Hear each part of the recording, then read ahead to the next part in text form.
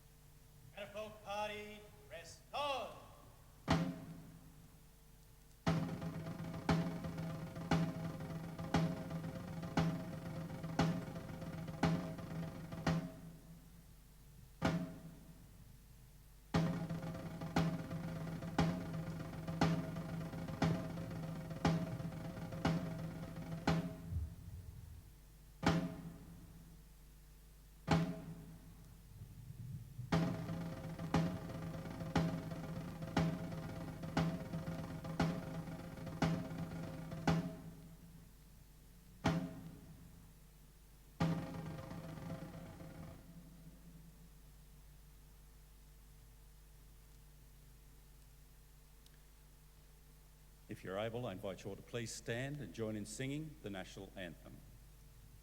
Catafalque Party, attention! Catafalque Party, present arms!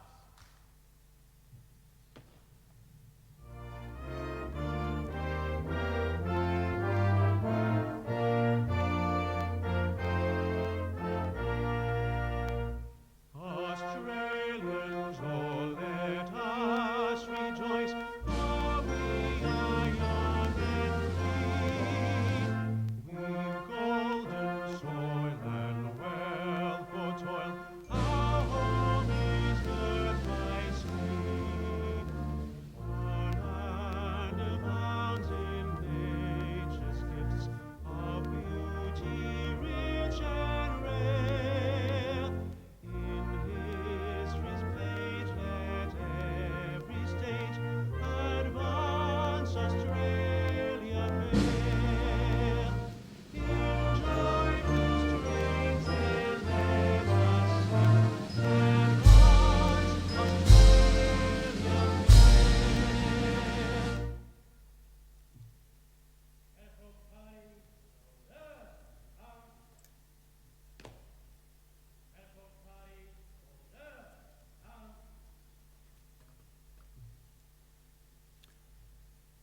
If you're able, please be seated. The Australian War Memorial was the vision of Charles Bean, Australia's First World War official historian. Bean landed with the Australian troops on Gallipoli and stayed with them at the front through to the end of the war. The idea of this national memorial and museum came to him at Pozières, France, in the depths of the bloody fighting of 1916. Bean's idea was that this would be a place where families and friends could mourn their loved ones buried in faraway places. It would also be a place that could help all Australians understand what these men and women had endured and what they had done for us. Bean's vision, to which we remain true, is best expressed as inscribed in the entrance to the memorial's galleries. Here is their spirit, in the heart of the land they loved, and here we guard the record which they themselves made. Tonight, we'll read the story behind just one of those on the Roll of Honour, which lists the names of more than 102,000 men and women who have given their lives for us in war and on operations for more than a century. But first we present a lament, Flowers of the Forest. Wreaths and floral tributes will now be laid at the base of the pool of reflection.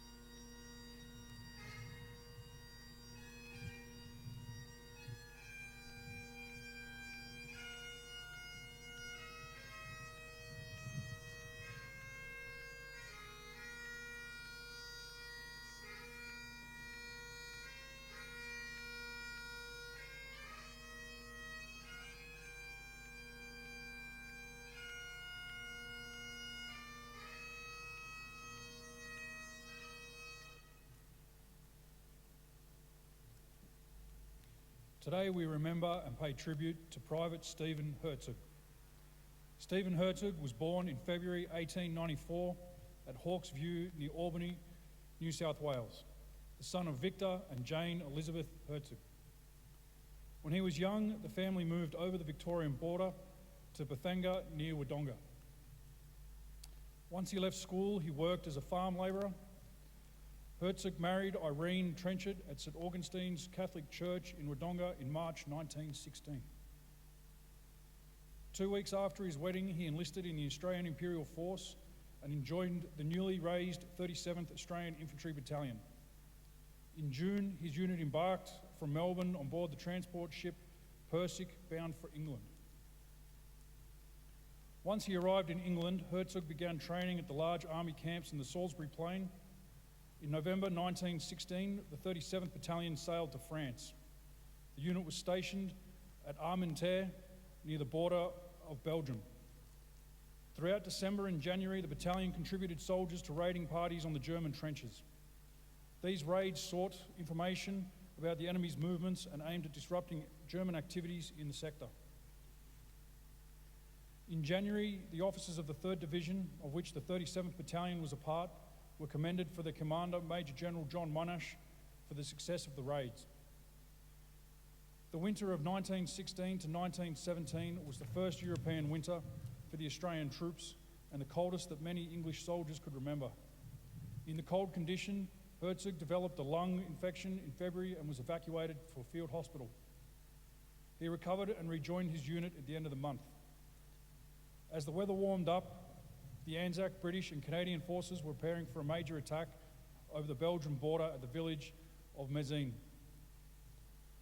with the objective of capturing the high ridges lying behind the village.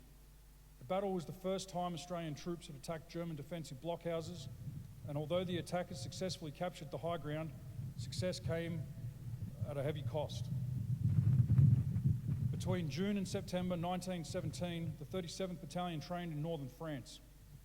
Crossing the border into Belgium, the battalion joined the British offensive that began in September, known collectively as the Third Battle of Ypres. The Australian forces fought a series of battles beginning at Menin Road and Polygon Wood. On the 4th of October 1917, during the Battle of Broodsinder, Stephen Hertzog was killed in action. His body was buried on the battlefield, but the ground was later the scenery of heavy fighting during the German Spring Offensive in 1918. The location of his grave is unknown. Stephen Hertzog's name is inscribed in the Menin Gate Memorial in Ypres, alongside the names of 6,000 other Australians who died in Belgium and have no known grave. In Australia, Hertzog's name left behind a grieving widow and son, Lloyd Stephen Hertzog, who he never met. Private Stephen Hertzog's name is listed on the Roll of Honour to my right, among almost 62,000 Australians who died while serving in the First World War. His photograph is displayed today beside the pool of reflection. This is but one of many stories of service and sacrifice told at the Australian War Memorial. We now remember Private Stephen Hertzog, who gave his life for us, for our freedoms, in the hope of a better world.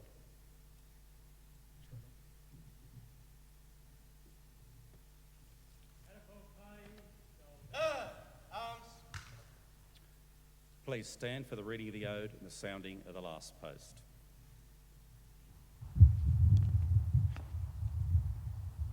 They shall grow not old, as we who are left grow old. Age shall not weary them, nor the years condemn. At the going down of the sun and in the morning, we will remember them. We will remember them. Catafalque Party, present arms.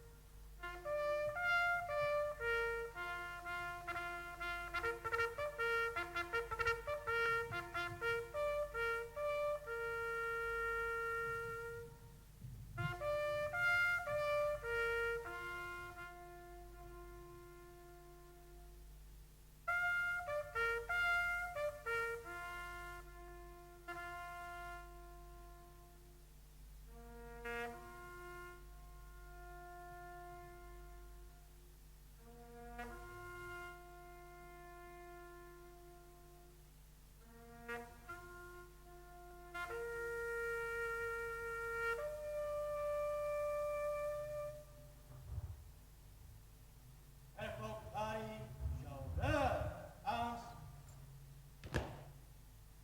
Lest we forget. Lest we forget.